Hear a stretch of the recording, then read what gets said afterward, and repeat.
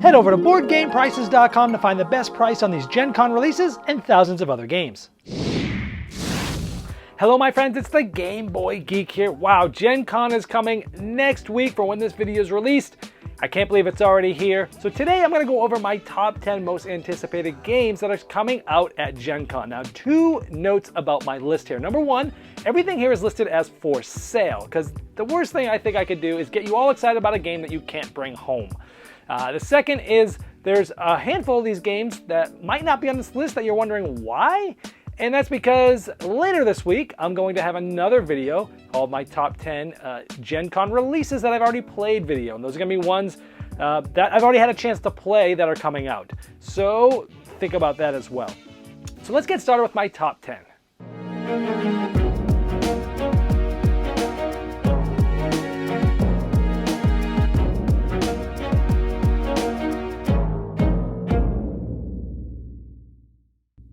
Number 10. Now number 10 is called Hats. Now this is from Thunderglyph Games. It's a small card game. It looks really nice. It's all about exchanging hats. You're going to be exchanging hat types, which are basically suits, to build a tableau in front of you. And as you exchange them, it changes the points each card is worth at the end by changing things that are out on the tableau, which looks really cool. Plus you're building your own tableau and set collection for cards as well. You're also holding on to your last card for face-up sort of points at the end, but it also will give you, the suit of that hat will give you face value for all the points that you have. You're also going to get a bonus for having most variety. And this game looks like it's pretty simple mechanically, but has definitely a lot of depth. Something similar to, say, an arboretum or something like that. So that's Hats. It looks like a pretty cool, interesting game. One of those ones that you can, play once or twice and kind of understand it very quickly, but then play it many, many, many more times because it looks like there's a lot of depth there. And that's from Thunderglyph Games. Number 9. Now the next one is called Obscurio. And this is one of those art interpretation games. Think Dixit, Mysterium, things like that. This was on my most top 10 anticipated games of the year list for 2019. The best way I can describe this is it's sort of Mysterium with a trader, where players are going to be playing cards of different types of sort of original art. But in this one, you actually get to use little arrows and point to specific parts of the picture that you want to be stared at. And so you're going to be trying to do that. However, there is one player that's trying to get you to throw you off as a trader. So it seems like an interesting twist on sort of that sort of art interpretation party style game. It's called Obscurio. Number 8. The next one is called Time Chase. This is from Renegade Game Studios. I love trick-taking games, and this is a trick-taking game where the tricks get laid out and they stay where they are in order over the course of the game. And there's going to be ways that you can essentially go back in time, hence the time chase, and actually change some of the cards that were played to try to win tricks that were over an earlier earlier in that round. I think that's such a cool thing where you think you've won something, you're managing your hand, and then all of a sudden someone takes something and replaces something from an earlier trick, and then you might need to think about doing things like that too. Sounds like a really cool twist on trick-taking. It looks like it's pretty standard trick-taking, but with those different abilities that allow you to go back in time. Seems really interesting. This is from Renegade Game Studios, and it's in booth number 2201, and it's going to retail for about $20. Number 7. The next one is called Mississippi Queen. This was a Spiel des Jahres winner back in 1997, and Super Meeple is a company that's bringing this back. What they're including is not only the base game, but it also has what was called the Black Rose expansion, which allows you to play up to 6 players. And it also has sort of this black paddle wheeler that's controlled by whatever player's in last place, and it hampers the opponent that's in the lead, so it allows you to keep things tight there. There's not a lot of information about the game, not a lot of pictures of this new version, but it's sort of like a racing game where you're managing coal on your ship, but you won't get to see where the river's going until it's the last moment, so you'll have to sort of react and do things like that, but you're managing coal for a resource to make sure you're paddling, you're trying to pick up passengers and race to the end. This is going to be, anytime there's a game that was a Spiel des Jahres winner and it's being brought back and redone a little bit, I'm always going to be interested in that level of game. This is going to be at the Luma Games booth, number 3065, and it's going to retail for about $50. Number 6.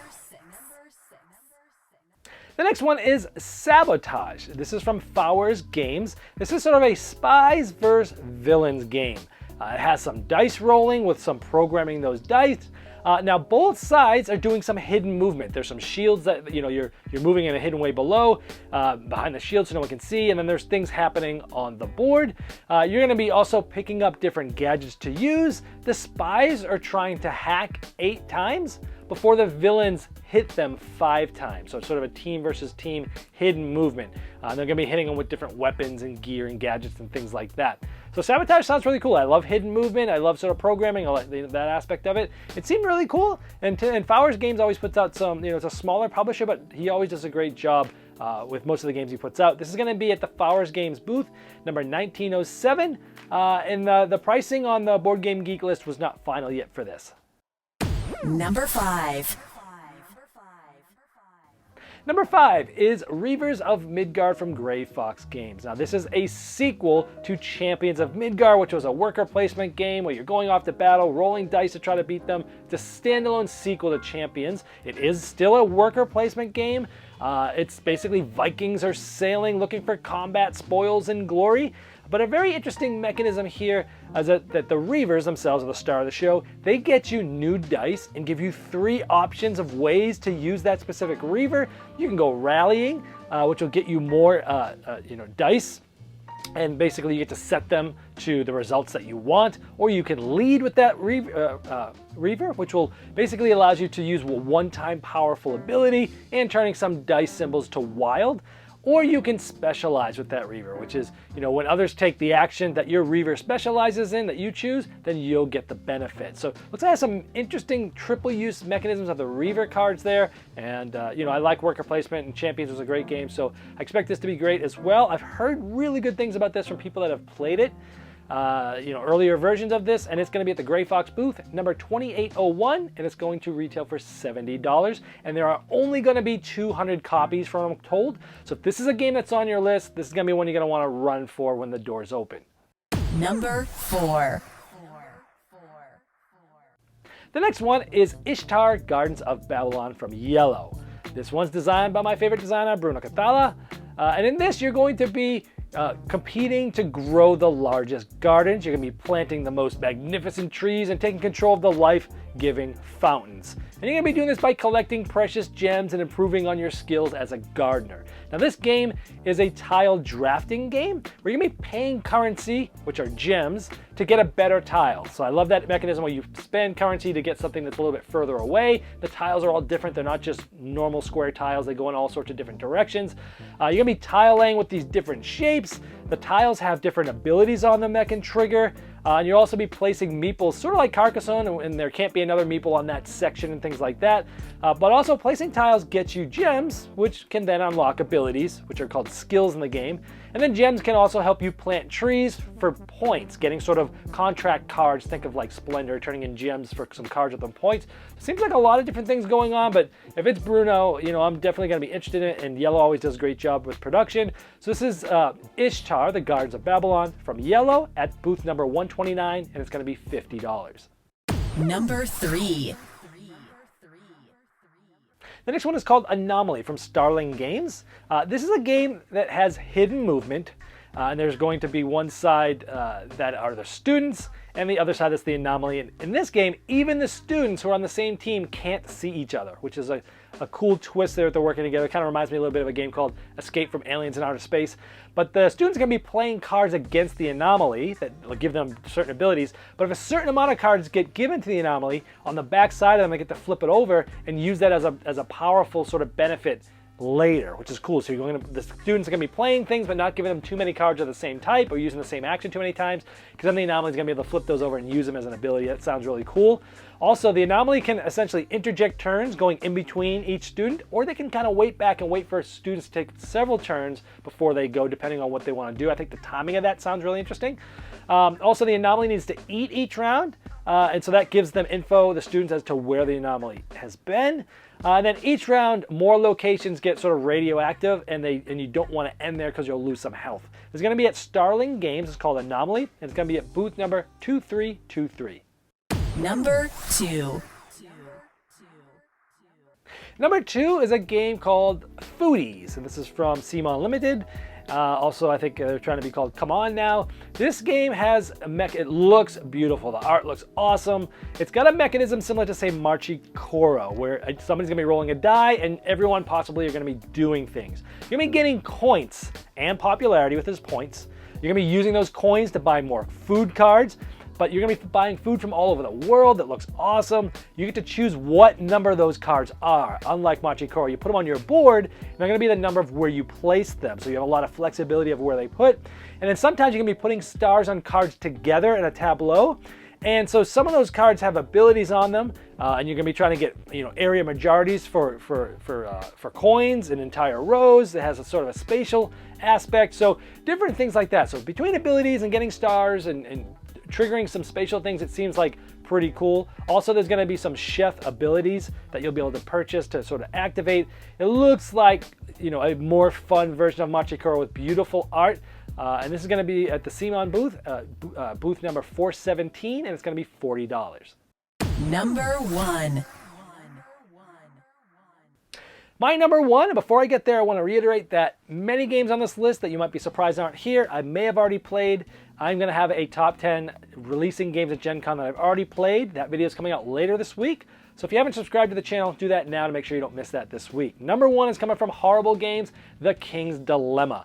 This game is sort of a legacy-like interactive narrative experience featuring several branching storylines that may lead to different possible endings. Now, on average, you'll play this game about 15 hours and 15 games, so about an hour per game.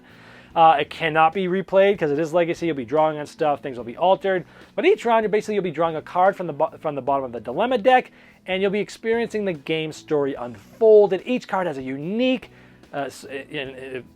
it'll basically pose you sort of a problem or a dilemma, hence the dilemma cards, that you, the council, will have to solve on the king's behalf. Now, you'll need to discuss and bargain and make decisions that will shape the story of the game and determine the fate of the kingdom. You'll also have to keep the kingdom going while seeking an advantage for your own house. So the power struggle that you have here between yourself and the good of everybody else seems pretty interesting. It sounds like that thing where you'll have some hidden goals and you're going to be trying to negotiate with other players. It sounds like a lot of it's played above the table. And each decision has consequences that, what is good for the kingdom as a whole, or it might be bad, for you, or you might need to do things that's bad for the kingdom as a whole that's good for you and try to negotiate and get people to do that. It just seems really, really interesting. And for me, it has a lot of possible potential, which is why it's my number 1. And even though it's from Horrible Games, it can be found at the Luma Games booth, number 3065, and it's going to be $80. Well, if this helped you put some games on your radar that you didn't quite know about, or if you had heard about it, maybe it gives you some more information about them. If you see me running around Gen Con, I'll be probably running around all crazy. Don't be afraid to stop me and say hi. And then look for that other video, Top 10 Games at Gen Con, that I've already played that are releasing there. It's coming out later this week. This has been the Game Boy Geek, breaking down barriers, growing relationships through board games by helping you find the next one you'll love. This video was shot on a Game Topper, the ultimate gaming accessory. After successfully fulfilling their first Kickstarter, Game Toppers are taking the world by storm. Now you can get your own portable gaming top by participating in Game Toppers Kickstarter 2.0 starting June 25th, 2019. New styles, new sizes, and amazing new game mats. Go to GameToppersLLC.com to enter a full Game Topper system valued over $1,000 to also bring you to the Kickstarter project page and to late pledge.